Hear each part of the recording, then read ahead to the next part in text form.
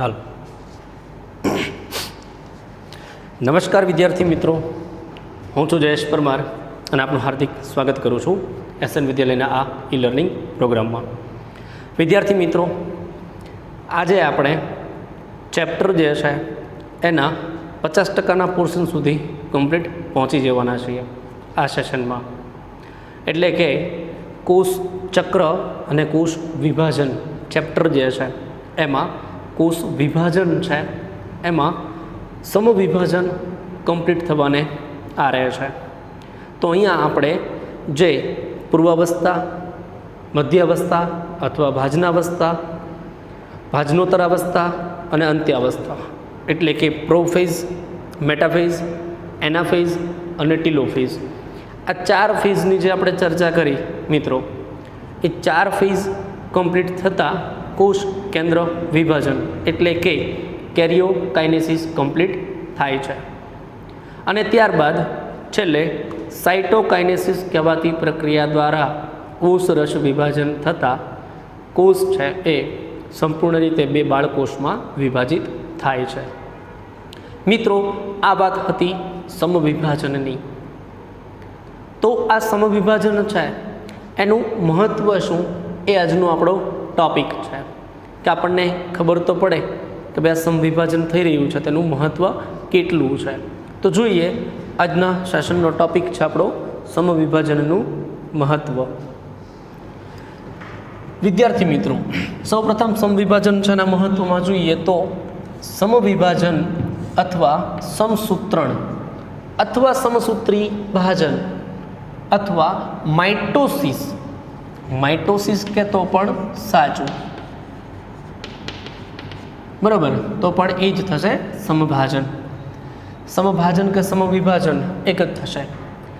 એ માત્ર દ્વિકીય કોષો પૂરતું મર્યાદિત છે, એટલે 2n પ્રકારના જે કોષ હોય એના પૂરતું આ મર્યાદિત છે. 2n પ્રકારના કોષ માટેની વાત કરીએ મિત્રો, તો અહીંયા 2n તરીકે સમજો ધ્યાનથી, 2n તરીકે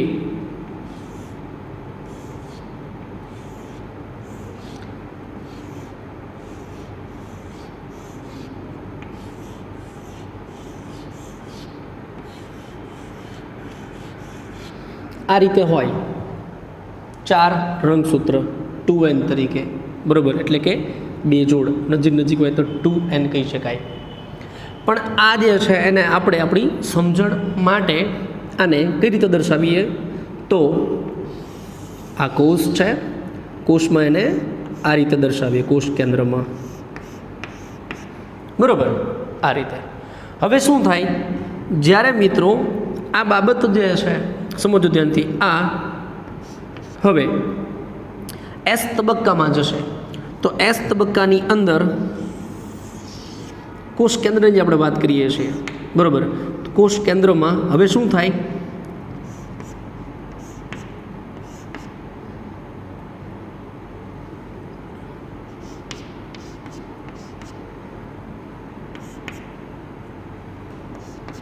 શું થયું, ડબલ જે હતું એનું ડબલ થાય છે, બરાબર. 2 બાળકોષમાં વહેંચાય, 2 બાળકોષમાં વહેંચાય, નિર્માણ પામેલ નવા 2 બાળકોષ, બરાબર. તો એમાં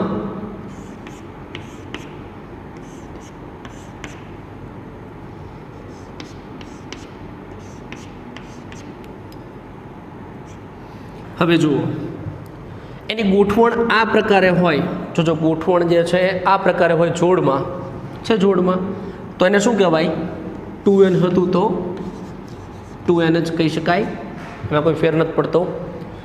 અહીંયા જે સંખ્યા હતી 1 2 3 4, તો આ 4 સંખ્યા છે એ S તબક્કામાં થઈ ગઈ 8, અને વળી પાછું એ જે બાળકોષ છે એમાં થઈ ગઈ 4 અને 4. ખ્યાલ આવે છે? તો આમ મિત્રો અહીં જોવા જાઓ, આ જે દર્શાવું છું એ પણ જે છે જોડમાં જશે, ટૂંકમાં અહીંયા જે છે આ રીતે દર્શાવીએ તો એ પેરમાં જશે, તો એ 2n જ રહે છે, 2n નું 4n થતું નથી. તો આમ જે છે એ આ શું છે, માતૃકોષ અને આ બંને શું કહી શકાય? બાળકોષ. તો માતૃકોષમાં જે જનીનદ્રવ્ય છે એટલું જ બાળકોષને મળવું જોઈએ. તો એની વહેંચણી સમાન રીતે થતી હોય તો એને શું કહેવાય છે? સમભાજન. શું કહેવાય? સમભાજન. બરાબર. તો અહીંયા શું કીધું છે કે એ દ્વિકીય કોષો પૂરતું મર્યાદિત છે. 2n પ્રકારના કોષ છે એ પૂરતું મર્યાદિત હોય છે. છતાં પણ શું કહે છે? છતાં પણ કેટલીક નિમ્ન કક્ષાની વનસ્પતિઓ અને કેટલીક વસાહતી કીટકો એકકીય કોષો પણ સમભાજન દ્વારા વિભાજન પામે છે. કેવી રીતે? આ વસ્તુ સમજાવો કેવી રીતે. તો એ જરાક જોઈએ. તો n પ્રકાર માટે જોઈએ આપણે. એ પણ શક્ય છે, પણ ક્યાં? તો કે અમુક નિમ્ન કક્ષાની વનસ્પતિ હોય મિત્રો એ, અને અમુક કીટક જે છે વસાહતી, એમાં જોવા મળે n પ્રકારે સમભાજન. n અને 2n બંને માટે જોઈ શકાય. પણ કેવી રીતે જોજો હવે. અહીંયા n થઈ જશે. તો n પ્રમાણે જોવા જાઓ તો અહીંયા કોષ એમાં n પ્રકારે આ રીતે 3 રંગસૂત્રો છે n પ્રકારે. હવે એ કોષ S વિભાજનમાં આવે, સોરી S તબક્કામાં, તો શું થાય?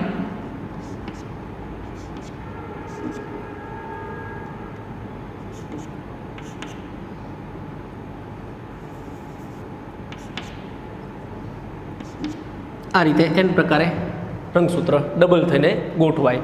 તો આ પણ n પ્રકાર છે, આ પણ n પ્રકાર છે.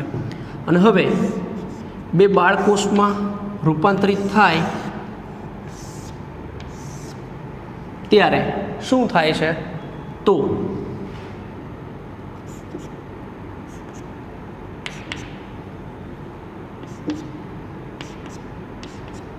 આ પણ n પ્રકાર, આ પણ n પ્રકાર. અહીંયા રંગસૂત્રોની સંખ્યા હતી 3, અહીંયા રંગસૂત્રોની સંખ્યા થઈ ગઈ 6, અહીંયા રંગસૂત્રોની સંખ્યા છે 3, અહીંયા પણ 3. તો ખ્યાલ આવે છે? તો આમ જે છે એ ડબલ થવું અને સરખા ભાગે વહેંચાવું. તો આમ n પ્રકાર જે છે એમાં પણ એ જોઈ શકાય છે, પણ ક્યાં? નિમ્ન કક્ષાની વનસ્પતિ અને કેટલીક વસાહતી કીટકો જે છે જેમાં એકકીય કોષો છે n પ્રકારના, એ પણ સમવિભાજન અનુભવે છે, એના દ્વારા વિભાજિત થાય છે. હવે આગળ જોઈએ તો સમભાજન છે એનું સજીવ જીવનમાં મહત્ત્વ શું છે તેને સમજવું ખૂબ જ આવશ્યક છે. એનું સજીવ જીવનમાં જે છે મહત્ત્વ શું છે, અગત્યનું છે સમજવું. તો જોઈએ એનું મહત્ત્વ. સમભાજન અથવા સમવિભાજન દ્વારા નિર્માણ પામેલ દ્વિકીય બાળકોષમાં સમાન આનુવંશિક દ્રવ્ય હોય છે. શું કીધું? આનુવંશિક દ્રવ્ય છે કેવું હશે? સમાન હશે. બરાબર. એટલે અહીંયા જે હશે આ રીતે દર્શાવીએ અને 2n કરી દઈએ તો અહીંયા જે છે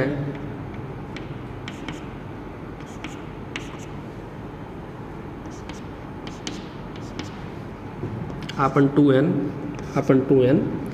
અહીંયા જે છે એની ગોઠવણ જે છે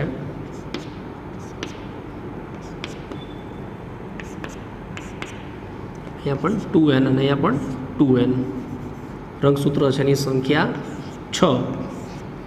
અહીંયા રંગસૂત્ર છે એની સંખ્યા 6, એની જગ્યાએ શું થઈ જશે? 12. અહીંયા જે છે એની સંખ્યા થઈ જશે 6. ખ્યાલ આવે છે? તો આમ જે છે એ સમવિભાજન શું કીધું છે? સમવિભાજન દ્વારા નિર્માણ પામેલ દ્વિકીય બાળકોષમાં, 2n પ્રકારના બાળકોષમાં સમાન આનુવંશિક દ્રવ્ય હોય છે. કેવું સમાન? તો કે માતૃકોષમાં જે છે, માતૃકોષમાં કેટલા? 1 2 3 4 5 6 રંગસૂત્રો જે જનીન દ્રવ્ય તરીકે છે. અહીં જોવા જાવ તો 1 2 3 4 5 6, અહીંયા પણ એ જ, અહીંયા પણ 1 2 3 4 5 6, તો બંને જગ્યાએ 6 6 છે. તો બાળકોષમાં પણ એવી જ જનીન દ્રવ્ય છે, એનું વિભાજન સમાન રીતે થશે. બરાબર. તો આનુવંશિક દ્રવ્ય છે કેવું હશે? સમાન હશે. માતૃકોષ જેવું જ. બરાબર. પણ એવું નહીં સમજવાનું કે માતૃકોષમાં 10 હોય તો આમાં બંનેમાં 5 સરખે ભાગે એમ નહીં, પણ પિતૃ પેઢી અથવા માતૃ પેઢીમાં જે હોય ને એ જ સંતતિ પેઢીમાં હોવું જોઈએ, એમાં ફેર થવો જોઈએ નહીં. એનો મતલબ શું સમજો તમે, કોઈ વ્યક્તિ છે, એ વ્યક્તિ એની પાસે 100 વીઘા જમીન છે, 100 વીઘા જમીન છે સમજો, બરાબર. હવે એને 2 સંતાન છે, બી અને સી, અને આને જે 100 વીઘા જમીન મળી છે ક્યાંથી મળી છે, તો એના પિતા પાસેથી, એ વ્યક્તિના પિતા પાસેથી એને 100 વીઘા જમીન મળી છે. પણ એના પિતાએ એને એક બાબત સમજાવી હતી કે હું તને વારસામાં 100 વીઘા જમીન આપું છું, તારે તારા સંતાનને પણ કોઈ પણ ભાગે 100 વીઘા જમીન જ આપવાની છે ભાગે પડતી. હવે કેવું કે પિતા જે છે ને એક સંતાન હતો એટલે 100 વીઘા જમીન એને મળી ગઈ પિતા પાસે જે હતી તે. પણ આ વ્યક્તિ છે ને 2 સંતાન છે, તો 2 સંતાન છે એને 100 વીઘામાંથી ભાગ પડે 50 વીઘા થાય. પણ પોતાના પિતાને વચન આપેલું છે કે ના, મને 100 વીઘા મળી છે વારસામાં, તો હું પણ મારા સંતાનને 100 વીઘા આપીશ. તો શું થાય, આ 100ના 50 વહેંચવાને બદલે વચ્ચે એ વ્યક્તિએ શું કરવું પડે, અથાગ મહેનત કરી અને 100 વીઘા છે એને શું કરવું પડે, પહેલાં 200 વીઘા એટલે 100 વીઘા નવી જમીન અંદર ઉમેરવી પડે, ખરીદવી પડે.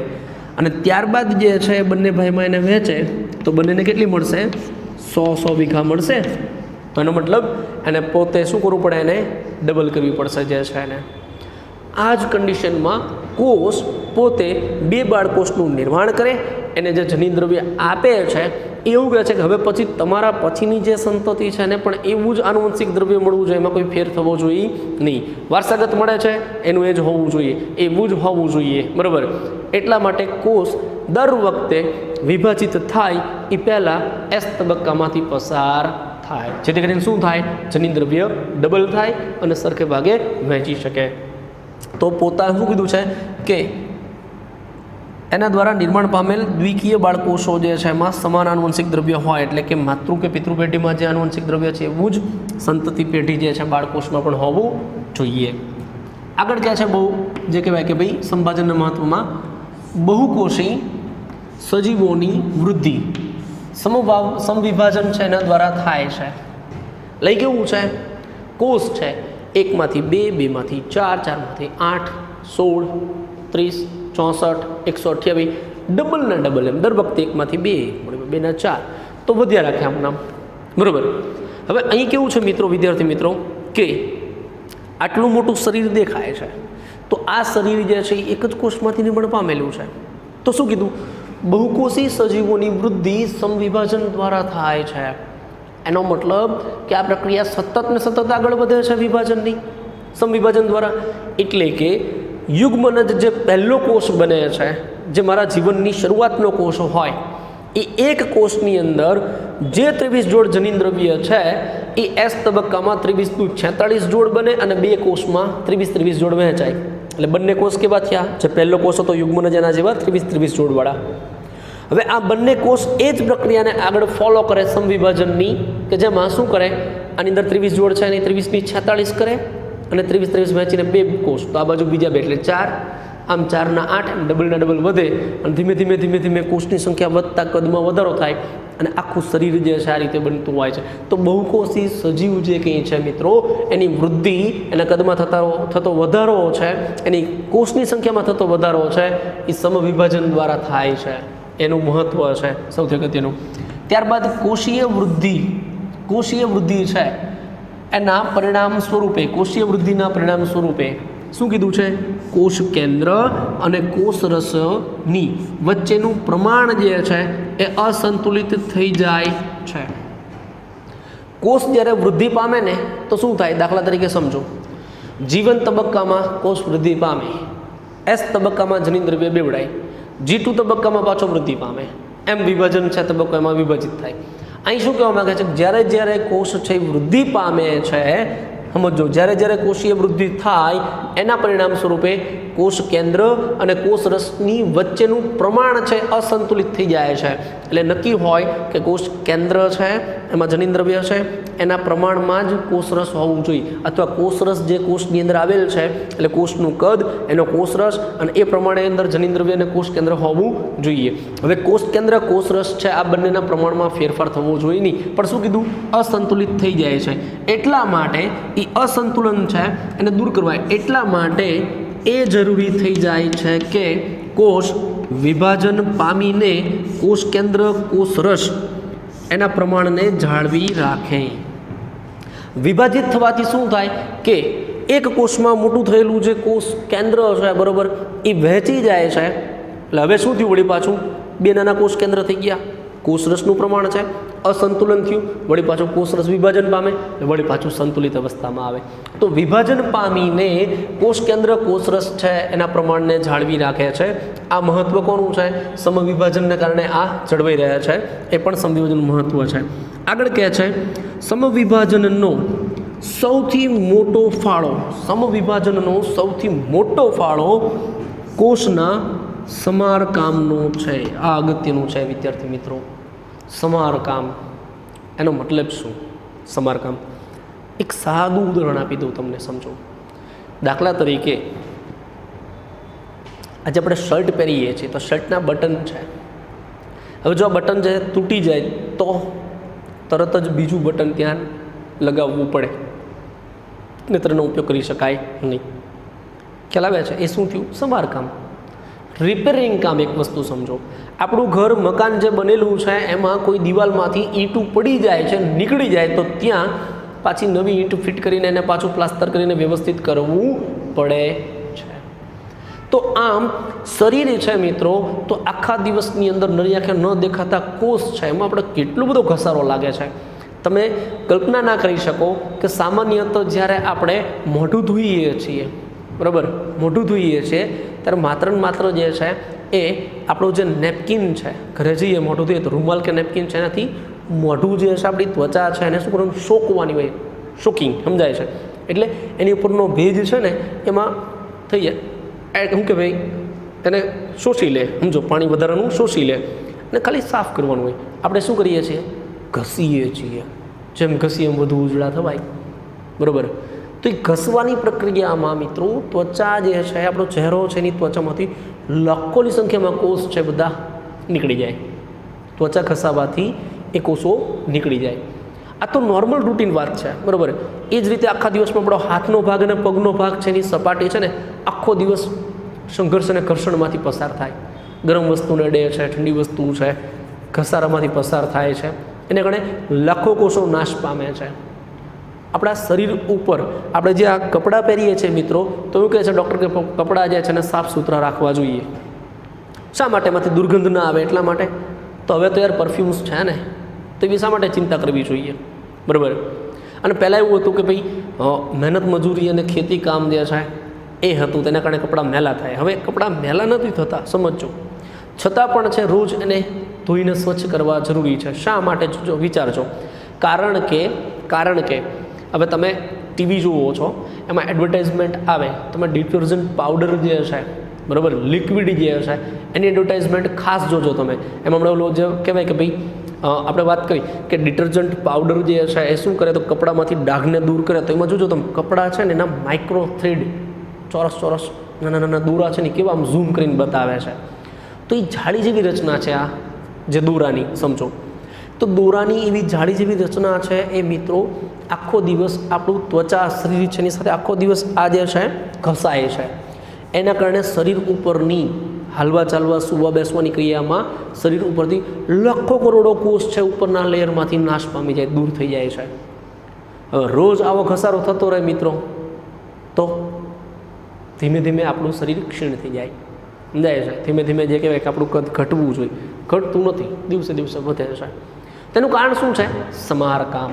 તો શું કીધું છે કે સમભાજનનો સૌથી મોટો ફાળો જે છે એ કોષના સમારકામનો છે. એટલે કે નાશ પામેલા કોષની જગ્યાએ નવા કોષને મૂકી દે. જેટલા કોષ નાશ પામી જગ્યાએ નવા કોષ તરત જ 24 કલાકનું કોષ વિભાજન છે, 24 કલાકે નવા કોષો આવી જાય. એટલા માટે ક્યારેક આપણી જીભ છે સમજો એ તતડી જાય છે, આપણે કહીએ ને જીભ જે છે એની ઉપર દાજી જવાય, ગરમ ગરમ ચા પીધી છે કે એવું કંઈ થયું હોય, દાજી ગયા હોય, બરાબર, તો ઓછા એટલે કે 1 કે 2 દિવસમાં રૂઝ આવી જાય છે. કેમ? ગાલની અંદરની સપાટીમાં ઝડપી રૂઝ આવે છે. 24 કલાકનો સમયગાળો, 24 કલાકમાં નવા કોષ બનવાની તૈયારી, રૂઝ આવવાની પ્રક્રિયા ચાલુ. સમજાય છે? તો આમ જે છે એ સમારકામ જે છે એ કરવાનું કામ કોનું છે? તો કે સમવિભાજન દ્વારા સમારકામ થાય છે. સૌથી અગત્યનું કામ છે કે જેમાં નાશ પામેલા તૂટેલા કોષો છે એની જગ્યાએ નવા કોષો ઉમેરાતા જાય છે, જેથી કરીને આપણું જીવન અવિરત ચાલ્યા કરે છે. છતાં આપણે કરીએ છીએ, આપણે નહીં, બધું કોષ જ કરે છે, આપણે કશું કરતા જ નથી. ખ્યાલ આવે છે? કશું જ આપણે કરી શકતા નથી. આગળ શું કહે છે? અધિચ્છદનું, અધિ એટલે ઉપરનું, અધિચ્છદનું સૌથી બહારનું પડ એટલે કે અધિચ્છદનું ઉપરનું આવરણ, લેયર, સ્તર. પછી અન્નમાર્ગ જે છે એનું અસ્તર, આપણો અન્નમાર્ગ જે છે, અંડળી, જઠર, સમજાય છે? અંડળી છે, જઠર છે, નાનું આંતરડું છે, મોટું આંતરડું, એની અંદરનું જે લેયર છે તો અસ્તર છે એનું સ્તર. રચતા કોષો અને રુધિર કોષો સતત બદલતા રહેવા જરૂરી છે. શું કીધું છે? અધિચ્છદ જે છે એનું સૌથી બહારનું સ્તર, અન્નમાર્ગનું સ્તર, રચતા કોષો અને રુધિરના કોષો સતત બદલતા રહે એ જરૂરી છે, એટલે એમાં નવા કોષો આવવા જરૂરી છે. હવે કેવી રીતે નવા કોષો આવી શકે? એના માટે એવું છે મિત્રો કે દર 24 કલાકે નવા કોષો જે જનરેટ થાય છે એનું જગ્યા લઈ લેશે. આમાં કેવું છે કે આપણે અન્નમાર્ગ એટલે અંદર તરફ તો શું નુકસાન થવાનું, બહાર તો સમજા ઘસારો લાગે, પણ મિત્રો આપણે જે ખોરાક લઈએ છીએ એ ખોરાક જે છે ગરમ છે, તીખો છે, તળેલો છે, તો આ ખોરાક જે છે એ જ્યારે અન્નમાર્ગમાંથી પસાર થાય ને એ ઘસાઈને પસાર થાય. બીજું, આપણે ખોરાક લઈએ ને એટલે જઠરને 3 થી 4 કલાક કામ કરવું પડે, એટલે સતત વલોવાનું કામ હોય. તો આ કામ દરમિયાન અંદર તરફ HCl બનતો હોય છે, તો અંદરની ક્રિયા છે દરમિયાન શું થાય? તો આવા ખોરાકને કારણે ઘર્ષણ થતું હોય અને ઘસારાને સામે જે છે એ ઘણા બધા કોષો રોજના નાશ પામતા હોય છે. શરીરમાંથી રોજના કોષ કેટલા બધા નાશ પામી જાય, લાખો કરોડોમાં. એની જગ્યાએ નવા કોષો સતત ઉમેરાય. કોના કારણે? સંભાજનની પ્રક્રિયાને કારણે, કેમ કે એનું કામ છે સમારકામનું. એ જ રીતે વાત કરીએ, અધિચ્છદ જે છે એનું સૌથી બહારનું લેયર એટલે આપણી આ ત્વચાનું ઉપરનું લેયર છે બહાર તરફ, એ બરાબર, તેમાંથી કોષો નાશ પામે, એ પણ કોષો બદલાતા રહેવા જરૂરી છે. શિયાળામાં આપણને ત્વચા ફાટી જાય છે, નવા કોષો જનરેટ થાય એટલે વળી પાછી રિપેર થાય છે, તો એ સમારકામનું કામ છે. અને રુધિર કોષો સતત બદલતા રહેવા જરૂરી છે. રુધિરના કોષો જે છે એનું કામ છે વહન પામવાનું. તેમાં શું છે? રુધિર જે પ્રવાહીમાં, એટલે રુધિરની અંદર રુધિર કોષો આપણે કહીએ તો રુધિર એક પ્રવાહીમય સંયોજક પેશી છે, એમાં રુધિર કોષો છે. હવે રુધિર કોષોની સંખ્યા કેટલી અઢળક છે મિત્રો, તો એ કોષો એકમેક સાથે ઘસારાથી ચાલે છે, એને ધક્કો લાગે છે, પ્રવાહીમાં ઘર્ષણ સાથે ચાલતા હોય છે, બરાબર, તાપમાન વધુ ઓછું, બરાબર, એના કારણે જે છે કોષોનું કામ જે છે એ કરતા હોય છે. તો એમાં સતત બદલાવ આવવો જરૂરી છે, એટલે કે નિષ્ક્રિય કોષો નીકળી જાય, નવા કોષો ઉમેરાવા જરૂરી છે. ત્યારબાદ અગ્રસ્ત અને પાર્શ્વસ્ત એધા જેવી વર્ધનશીલ પેશીઓમાં સમભાજન દ્વારા વનસ્પતિમાં જીવન પર્યંત વૃદ્ધિ થયા કરે છે. હવે આપણામાં કેવું છે મિત્રો કે જે ઓલો યુગ્મનજ કોષ હોય ને એ પહેલી વખત જે બનેલો છે એ એકમાંથી 2 કોષમાં વિભાજન થઈ જાય ને એટલે યુગ્મનજ જેવા કોષ ખરા, પણ યુગ્મનજ નહીં. એટલે યુગ્મનજ જે શરીર આખા નિર્માણની ક્ષમતા યુગ્મનજમાં હતી, હવે કોષમાં આવી, તે કોષો વિભાજનને શરીર બનાવે ખરા, પણ સિંગલ ટાઈમ. આપણો હાથ કપી જાય તો બીજો હાથ ના આવે. પણ એ શું કીધું છે? અગ્રસ્ત અને પાર્શ્વસ્ત એધા જેવી વર્ધનશીલ પેશીઓ વનસ્પતિમાં આવેલી છે, જે સંભાજન દ્વારા વનસ્પતિ જે છે એમાં જીવન પર્યંત વૃદ્ધિ પામે. એટલે વનસ્પતિની કોઈ ડાળી તમે કાપી નાખો તો બીજી ડાળી તરત ફૂટે, સતત વૃદ્ધિ પામે રાખે જીવન પર્યંત. હવે એવી વૃદ્ધિ આપણામાં હોત તો આપણે પણ વનસ્પતિ જેમ છે અવિરત લંબાઈ પહોળાઈમાં વધારો થયા જ રાખે.